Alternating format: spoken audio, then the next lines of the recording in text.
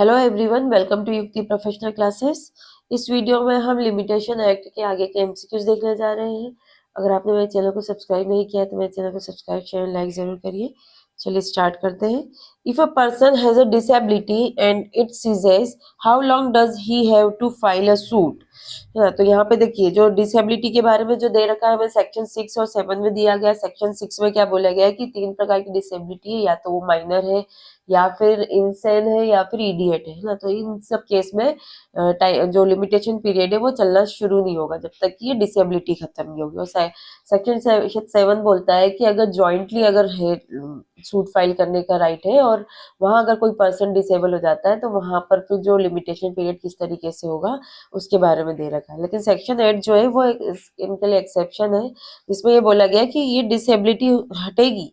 तो ऐसा नहीं है कि अगर 12 साल का टाइम दे रखा है तो उसको 12 साल का टाइम ही मिलेगा, उसको सिर्फ 3 साल का टाइम मिलेगा, ये सेक्शन 8 मेंशन करता है। ठीक है, तो उसको उसकी डिसेबिलिटी हटने से 3 साल का समय मिलेगा। तो यहाँ राइट ऑप्शन जो होगा 3 साल। As per section 8, after the cessation of disability or death of the affected person, हाँ अगर वो affected person है, disability खत्म नहीं हुई और वो मर गया है ना, और तो यहाँ पे उसका लीगल रिप्रेजेंटेटिव आएगा और वहां पर फिर वो सूट फाइल करेगा। तो इन दोनों ही केस में उसको कितना मिलेगा, up to 3 years, maximum of 3 years तक का सूट फाइल करने का टाइम मिलेगा। नेक्स्ट है exclusion of time in case of proceeding in a court without jurisdiction applies to which type of legal proceeding. ठीक है, तो यहाँ पे किस टाइप की लीगल प्रोसीडिंग में दिया जाएगा, ये सिविल सूट्स एंड एप्लीकेशन के तहत दिया जाएगा। मतलब सेक्शन 14 बोलता है कि अगर कोई पर्सन गुड फेथ में है ना, गुड फेथ में वो किसी गलत जुरिडिक्शन वाले कोर्ट में कोई सूट फाइल कर रखा है उसने, या कोई एप्लीकेशन फाइल कर रखी है, तो यहाँ पर उसको जो लिमिटेशन पीरियड है उसमें से उतने टाइम पीरियड के लिए जितना टाइम पीरियड वो गलत कोर्ट में कार्रवाई कर रहा था, उस उतना टाइम पीरियड उसके लिमिटेशन पीरियड की काउंटिंग में से एक्सक्लूड कर दिया जाएगा। लेकिन वो गुड फेथ में किया गया है ना, तो किस मामले में, सिर्फ सिविल सूट और अगर उसने एप्लीकेशन फाइल की उसी मामले में दिया जाएगा। According to section 14 section 1 or section 14 subsection 2 of the Limitation Act, the time is spent in prosecuting a suit or application in good faith in the court without jurisdiction is excluded when computing the period of limitation. This applies to both civil suit and application, but not criminal cases. Criminal cases में ये use नहीं हुआ। Next, under section 15, subsection 1, the period of limitation is excluded when a suit's institute or execution of decree is stayed due to। ठीक है, तो अगर कोई suit institute कर रहे हैं या फिर कोई डिग्री को एग्जीक्यूट करा दे, लेकिन कोर्ट स्टे के थ्रू उसको रोक दिया है, तो यहाँ पे जब लिमिटेशन पीरियड जो काउंट होगा, तो यहाँ पे जो लिमिटेशन पीरियड होगा उस टाइम उसमें से एक्सक्लूड कर दिया जाएगा उतना टाइम जो इंजंक्शन और ऑर्डर स्टेइंग द सूट, जो स्टेइंग का सूट लगाने के लिए जो इंजंक्शन या ऑर्डर था ना, जितने टाइम पीरियड तक रहेगा उतने टाइम तक के लिए उसको एक्सक्लूड कर दिया जाएगा। तो as per section 15 subsection 1, when a suit or execution of decree is stayed by a injunction और कोर्ट ऑर्डर है ना, उसको रोक दिया गया इंजंक्शन या कोर्ट ऑर्डर के through, the period during which the stay remains in force is excluded from the limitation period. तो जब तक वो स्टे रहा है तब तक का टाइम पीरियड उसको एक्सक्लूड कर दिया जाएगा इसमें से, लिमिटेशन पीरियड काउंटिंग में से। Next, under section 16 subsection 1, if a person entitled to sue dies before the right accrues, the limitation period begins from। क्या हुआ कि जो इंटाइटल पर्सन है वो सूट फाइल करने से पहले ही है ना, जो उसको राइट अराइज हुआ है वो आने से पहले ही वो मर जाता है, तो फिर क्या होगा है ना। तो सूट का मतलब कब उसका लिमिटेशन पीरियड कब कहाँ से चालू होगा, तो उसका limitation period date of appointment of legal representative. तो जिस दिन उसने लीगल उसके रिप्रेजेंटेटिव आ जाएंगे उस दिन से उसका लिमिटेशन पीरियड स्टार्ट हो जाएगा। ठीक है, सेक्शन 16 सब सेक्शन 1 बोलता है कि if a person dies before his right to sue accrues, मतलब उसका राइट अराइज ही नहीं हुआ है ना, सूट फाइल करने का अराइज नहीं हुआ, या डेथ पर ही उसका सूट फाइल अराइज करने का राइट आया था, तो अब यहाँ पर लिमिटेशन पीरियड स्टार्ट नहीं होगा, वो तब होगा जब उसका लीगल रिप्रेजेंटेटिव आ जाएगा। ठीक है, तो यहाँ पे कि बिग्स तब limitation begins from the date when a legal representative is appointed who can institute the suit। जो सूट इंस्टीट्यूट कर सकता है। सेम डिफेंडेंट के केस में भी है कि वो तभी उसके अगेंस्ट सूट फाइल किया जाएगा जब वो डिफेंडेंट का लीगल रिप्रेजेंटेटिव आ जाए। Under section 17, when does the period of limitation start in case of fraud. अब फ्रॉड है तो किस दिन से आपका लिमिटेशन पीरियड स्टार्ट होगा, इस बारे में बोला है। तो जिस दिन से फ्रॉड के बारे में पता चलता है उस दिन से लिमिटेशन पीरियड काउंटिंग किया जाएगा। तो from the date the fraud is discovered, मतलब वो उतना टाइम पर जिस कारण से फ्रॉड के कारण सूट फाइल नहीं कर पाए, तो अभी तक फ्रॉड के बारे में पता नहीं पड़ा, तो ये लिमिटेशन पीरियड नहीं काउंट होगा। जिस दिन पता पड़ा तो वहां तक के टाइम पीरियड को एक्सक्लूड कर दिया जाएगा लिमिटेशन पीरियड की काउंटिंग में। According to section 17 subsection 1 of the limitation act, when a suit is based on fraud, mistake और concealment of document, the limitation period does not start until the fraud is discovered or could have been discovered with reasonable diligence. Next, which of the following is not a reason for exclusion of limitation under section 14। जो section 14 में हमने देखा था कि गलत jurisdiction वाले court में suit file कर दिया है, तो यहाँ पे बोला है कि इसमें से कौन सा कारण नहीं मतलब है, इसमें मान्य नहीं है। तो यहाँ पर देखो उसमें क्योंकि लेक ऑफ जुरिडिक्शन भी है, ठीक है। फिर आप अगर एक्सप्लेनेशन देखेंगे तो वहां पे मिसजॉइंडर ऑफ पार्टीज भी आ जाएगा और other causes of like nature, मतलब इसी टाइप के और भी कोई कॉजेस हो सकते हैं। तो ये सब तो इंक्लूड है, लेकिन ये ड्यू टू पर्सनल रीजन, इसके कारण गलत कोर्ट में अगर सूट फाइल किया या उससे रिलेटेड हो तो सेक्शन 14 इसके बारे में बात नहीं करता है। तो यहाँ पे हमारा जो आंसर होगा सी सही होगा, लेकिन सेक्शन 14 में ए, बी और डी के ग्राउंड दिए हैं। As per section 14 of the Limitation Act, time spent in the previous suit is excluded only when the suit was prosecuted in good faith in a court that lacked jurisdiction or similar reason like misjoinder of parties। पर personal जो personal reason है do not qualify, personal reason इसमें नहीं है।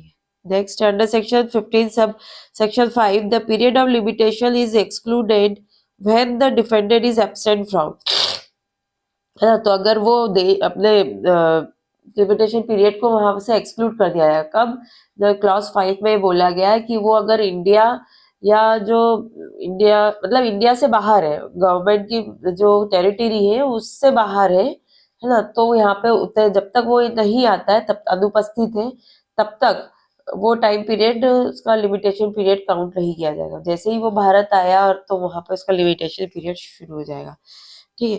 तो the period of limitation is excluded when the defended is absent from, कहाँ से absent होना चाहिए, इंडिया से, and central government administrated territory, Bharat और केंद्र सरकार के अधीन क्षेत्रों से वो बाहर होना चाहिए। सेक्शन 15 सबसेक्शन 5 बोलता है if the defended has been absent from India and territory of administered by the central government, the limitation period is excluded during this absence. Next है under section 14, a suit prosecuted in a court that lacked jurisdiction is excluded only if it is was prosecuted in, ठीक है। तो इस सिर्फ और सिर्फ good faith में अगर उसने गलत कोर्ट में अगर सूट फाइल किया है तभी उसका टाइम पीरियड एक्सक्लूड होगा। अगर जान करके किया है तो नहीं होगा फिर, है ना। तो यहाँ सिर्फ गुड फेथ होना जरूरी है। गुड फेथ में वो जानता नहीं है, गुड फेथ में वो गलत कोर्ट में सूट फाइल कर रहा है या मिसजॉइंडर ऑफ पार्टीज कर दिया उसने, गलत पार्टीज को मिलाकर सूट चला रहा है, तो यहाँ पे तभी उसको मिलेगा। गुड फेथ का ध्यान रखिएगा, गुड फेथ होना जरूरी है। Under section 18 of the limitation act, when does a fresh period of limitation begin. Section 18 में बोला है कि कब फ्रेश पीरियड लिमिटेशन का चालू होगा। तो सेक्शन 18 में क्या बोला है कि अगर कोई एक्नॉलेजमेंट मतलब कोई प्रॉपर्टी वगैरह कोई ऐसा कुछ है ना, तो यहाँ पर अगर किसी से उसको लेना है पैसा, तो सेक्शन 18 ये बोलता है कि अगर कोई लाइबिलिटी है मतलब प्रॉपर्टी के रिगार्डिंग कोई लाइबिलिटी है या राइट वगैरह है, उसके बारे में अगर कोई एक्नॉलेजमेंट कर देता है राइटिंग में कि मैं इसको पे कर दूंगा या मेरी लाइबिलिटी को मैं इतने टाइम पीरियड बाद कर दूंगा, है ना। लेकिन एक्सपायरेशन के उसकी जो प्रिस्क्राइब पीरियड दिया है, ठीक है, उस एक्सपायरेशन से पहले, वो खत्म होने से पहले ये ऐसा कुछ रिटर्न में एक्नॉलेजमेंट दे दिया है अपनी लाइबिलिटी के विरुद्ध, मतलब अपनी लाइबिलिटी के लिए उसने, तो जिस दिन उसने ऐसा एक्नॉलेजमेंट रिटर्न में लिख के दिया है ना, उस दिन से नया time period, limitation time period start हो जाएगा। ठीक है, तो यहाँ पे रिटर्न में होना जरूरी, तो when the acknowledgement is signed, मतलब जिस दिन साइंड किया गया, जिस दिन रिटर्न में हुआ है, उस दिन से नया फ्रेश पीरियड लिमिटेशन का चालू हो जाएगा। तो section 18 sub section 1, acknowledgement of if N acknowledgement of liability regarding property की लाइबिलिटी कोई सी है, उसके लिए एक्नॉलेज कर दिया, या राइट के लिए राइटिंग में किया है, और sign by the liable party before the expiration of prescribe period, a fresh period of limitation start from the date of signing. मतलब before the expiration of the prescribe period, मतलब उसकी जो लाइबिलिटी की time period था कि इतने time period में उसको उसकी लाइबिलिटी का पे ऑफ करना है ना, 3 महीने में करना है, लेकिन ये 3 महीने की खत्म होने के बाद, क्योंकि 3 महीने खत्म होगा, वैसे ही सूट के लिए कॉज ऑफ एक्शन अराइज हो जाएगा और लिमिटेशन टाइम पीरियड स्टार्ट हो जाएगा। लेकिन अगर वो 3 महीने के पहले ही वो सामने वाला अगर एक्नॉलेजमेंट कर देता है रिटर्न में कि मैं अपनी लाइबिलिटी का पे ऑफ इतने टाइम बाद कर दूंगा, मुझे और समय दे दीजिए, हाँ मुझे पता है मुझे इतना पे करना है, ये ऐसे कुछ भी उसने रिटर्न में एक्नॉलेज कर दिया जिसमें ये दिख रहा है कि हाँ उसको हम उसकी मतलब लाइबिलिटी दिख रही है उसमें, जिसकी कि उसकी सामने वाले की लाइबिलिटी है, तो जिस दिन उसने रिटर्न में ऐसा लिख के दिया है, तो उस दिन से फिर नया टाइम पीरियड शुरू हो जाता है लिमिटेशन के लिए।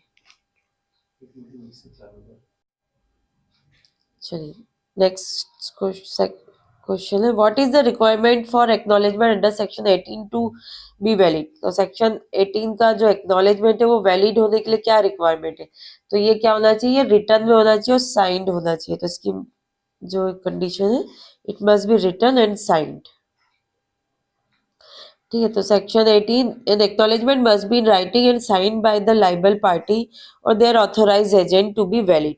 It need not be notarised और रजिस्टर, उसको नोटराइज और रजिस्टर करने की आवश्यकता नहीं होगी।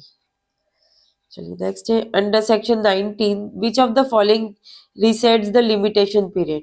है ना, तो जो लिमिटेशन पीरियड है उसको फिर से चालू हो जाएगा, इसमें से किस केस में है, तो ये payment towards the depth, depth के पेमेंट से रिलेटेड है ये सेक्शन 19। सेक्शन 19 बोलता है कि if a payment is made towards a depth और interest on the legacy before the expiration of the limitation period, fresh limitation period begins from the date of such payment. तो यही बोला गया कि अगर किसी को कोई डेप्थ पे करना है या कोई सी लीगेसी इंटरेस्ट पे करना है, वो ऐसा लिमिटेशन पीरियड का एक्सपायरेशन होने से पहले, है ना, उसका जो टाइम पीरियड है, मतलब जो मान लीजिए 3 महीने में पे करना था, कॉज ऑफ एक्शन आ गया, 3 महीने हुआ और कॉज ऑफ एक्शन हो गया, अब लिमिटेशन पीरियड चालू हो गया है, और सूट फाइल करने के लिए जो टाइम पीरियड दे रखा है, मान लीजिए 1 साल दे रखा है, तो 3 महीने का जो खत्म हुआ time period, cause of action आया, तो वो 1 साल का जो लिमिटेशन पीरियड स्टार्ट हुआ है, तब उसी बीच में उसने क्या कर दिया है कि उसका कुछ इंटरेस्ट पे कर दिया है या उसका कोई पार्ट पे कर दिया है, तो जिस दिन पे कर दिया है तो वहां से फिर नया लिमिटेशन पीरियड स्टार्ट हो जाएगा। सेक्शन 18 में क्या है, कोई राइट है, राइट के प्रति राइट या कोई प्रॉपर्टी के प्रति कोई लाइबिलिटी है ना, और उसमें जब कॉज ऑफ एक्शन अराइज हुआ और उसके बाद जो लिमिटेशन पीरियड स्टार्ट हो जाता है ना, तो लिमिटेशन पीरियड के दौरान ही, लेकिन मतलब खत्म नहीं होना चाहिए लिमिटेशन पीरियड, उस दौरान ही वो एक्नॉलेजमेंट कर देता है रिटर्न में कि मैं अपना पेमेंट कर दूंगा, इतने टाइम बाद कर दूंगा, या मतलब लाइबिलिटी को पे ऑफ कर दूंगा, जो भी है, तो वहां पर वो फिर जैसे ही वो एक्नॉलेजमेंट देता है वैसे ही वहां पे उसका नया लिमिटेशन पीरियड शुरू हो जाता है। और सेक्शन 19 क्या बोलता है, अगर उसका कोई पार्ट पेमेंट कर दिया, मतलब इंटरेस्ट पे कर दिया, या उसका कोई डेप्थ के प्रति उसका कोई एक इंस्टॉलमेंट पे कर दिए, तो जिस दिन पे कर दी वहां से उसको फिर नया लिमिटेशन पीरियड मिल जाएगा। चलिए नेक्स्ट है, what does section 20 of the limitation act deals with. Section 20 क्या बोलता है, तो यहाँ पे सेक्शन 20 में बोला acknowledgement of payment by another person. यहाँ पे वो दे रखी है कि जैसे उसमें बोला है कि उसका ऑथराइज पर्सन या अदर पर्सन या उसका एजेंट, है ना, तो इसके बारे में सेक्शन 20 में मतलब उसको डिटेल में बताया गया है कि इसके अंदर कौन आ सकता है। तो इस पर section 20, in certain case limitation period में be extended if an agent उसका गार्जियन या पार्टनर एक्नॉलेज द लायबिलिटी और make a payment on behalf of the principal debtor.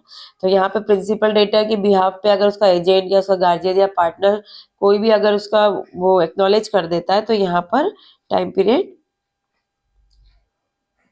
तो यहाँ पे उसकी अवधि मतलब जो उसकी लिमिटेशन पीरियड है उसके बारे में यहाँ पे मेंशन किया गया है।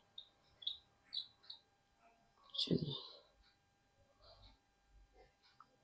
आज के लिए इतना ही, मिलते हैं हम नेक्स्ट वीडियो में। Thank you.